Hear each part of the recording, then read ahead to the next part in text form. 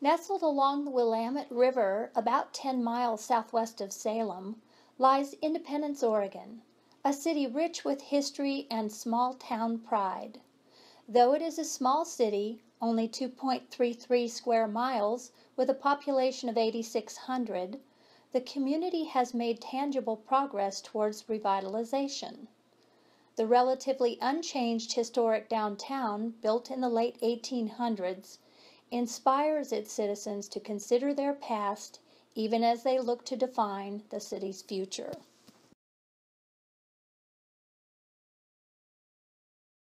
Independence was settled by pioneers lured by the promise of free land from the U.S. government. The first land claim was filed by Elvin Thorpe from Council Bluffs, Iowa in 1845. The area presented opportunities for agriculture and natural resource production. The proximity to the Willamette River made shipping a viable means of supporting those economies. Some settlers who arrived without jobs gambled on the prospect of striking it rich in the newly discovered California gold mines. And when they did, some of that money was funneled into building the City of Independence. Most of the construction downtown occurred between 1880 and 1920. The buildings on Main Street and in the residential area to the west of downtown remain relatively unchanged today. As a result, the city's 30-block historic district qualified to be listed on the National Register of Historic Places in 1989. That heritage is part of the fiber of the community. The city experienced boom times from 1900 to 1940, when it became the hop capital of the world. Rail cars full of workers descended during harvest time, and times were good in the young city. But when the hop industry declined, so did the fortunes of Independence. In the 1960s, modernization stalled when highway construction bypassed Independence. Downtown atrophied. Individual efforts at revitalization were limited to facade alterations. By the 1990s, the community was worried about the steady decline of its downtown. Empty storefronts, boarded-up windows, and shady activity after dark spurred citizen involvement in a collaborative process with the city that yielded the first downtown plan in 1996. With a plan in hand, the city government moved forward with a laundry list of projects. Once the projects were completed, the city organized another year-long community visioning process that culminated in the 2020 Vision Plan. That and the Parks Master Plan are the primary project goals at this time. Since that first downtown plan, Independence has developed a streetscape, a riverfront park with amphitheater, a first-class public restroom facility, a public library, and a civic center. Partnerships were forged to build a cinema, a dog park, a jogging trail, a master garden, and major ball field complex.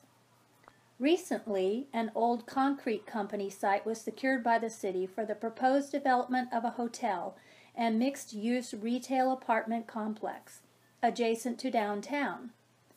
And the city is vigilant about nurturing its manufacturing and agricultural sectors while constantly being on the lookout for potential economic opportunities. The city capitalized on a number of revitalization strategies to accomplish all of the work. First, an urban renewal area was configured around downtown and the industrial zone of the city. Because of the blight conditions, tax increment financing funded improvements like the streetscape project.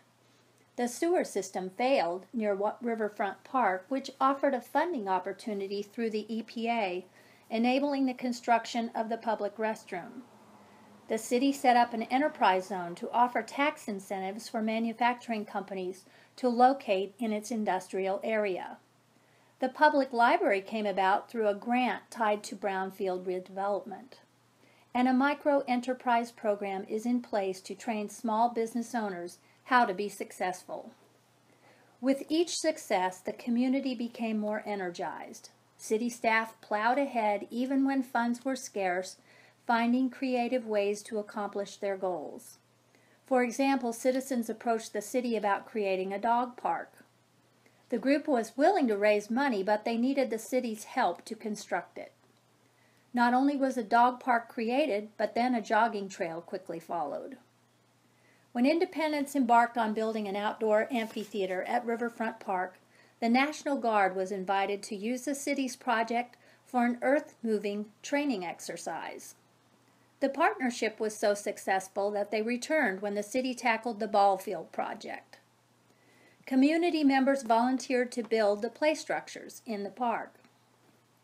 These are a few examples of the small-town, can-do attitude that the city prides itself on. Because of these successes and a track record of addressing more difficult challenges, Independence was chosen as a finalist for the 2014 All-American City. Even with all of these successes, downtown is still mired in the past. Weekdays are slow for business. Weekends are better, but still not great. You'll see farmers markets on Saturday morning in the springtime, Thursday movie nights, and Friday night concerts in the park drive traffic downtown in July and August. Independence Day on the 4th of July is a major event drawing large crowds from out of town. The Hops Festival in September is a big tourist attraction. But all in all, these events are not enough to make small mom-and-pop businesses successful year-round. Many small businesses struggle to survive. Many fail, and the failures are as public as the city's successes. All of the exposure is good, the infrastructure is in place to handle growth, but downtown still has challenges. There are no easy fixes for a community that functions like a bedroom community for nearby Salem. There are no easy answers when some 40 to 50% of the community is low to moderate income, or when 35% of the population is Hispanic and largely employed in migrant farming. And on top of everything else, the brutal truth is that Independence's small downtown businesses have a high failure rate. Understanding that there is no single magic bullet for revitalization, I suggest 4 areas of concentration. 1. Develop a low-status approach toward relationship building. Hire a consultant to facilitate an effective exchange of ideas among the city, property, and business owners. Focus on small business competencies, the city's support of downtown businesses, and ways to upgrade or adapt properties for the highest and best use. 2. Encourage the proper mix of business. Consider a way to solicit the appropriate mix of business that will draw everyday customer traffic downtown. Take into account the demographics of the community as well as tourists. 3. Remember good urbanism. Focus on activating the street.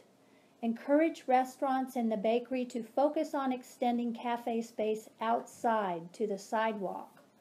Create social gathering places. Move the sights, smells, and sounds out to the people. Incorporate art into the streetscape environment. Use perpendicular signage as a wayfinding technique to wrap connections between buildings and to help draw customers down the side streets. Eliminate awnings and long expanses of solid brick facades along Main Street. And 4. Be vigilant about economic base theory. Capitalize on the strengths of local cluster businesses and the historic district. For example, find ways to showcase local agricultural production such as beer, viticulture, wood products, flowers, and seeds. Take a cue from the Oregon Made concept and highlight Independence's unique place-based options as a destination strategy for tourism. Using these strategies, the city can address the local economy while it continues to prime itself for greater economic vitality. There you are. Tell your professor if he doesn't give you an A, I'll go come down and kick his butt.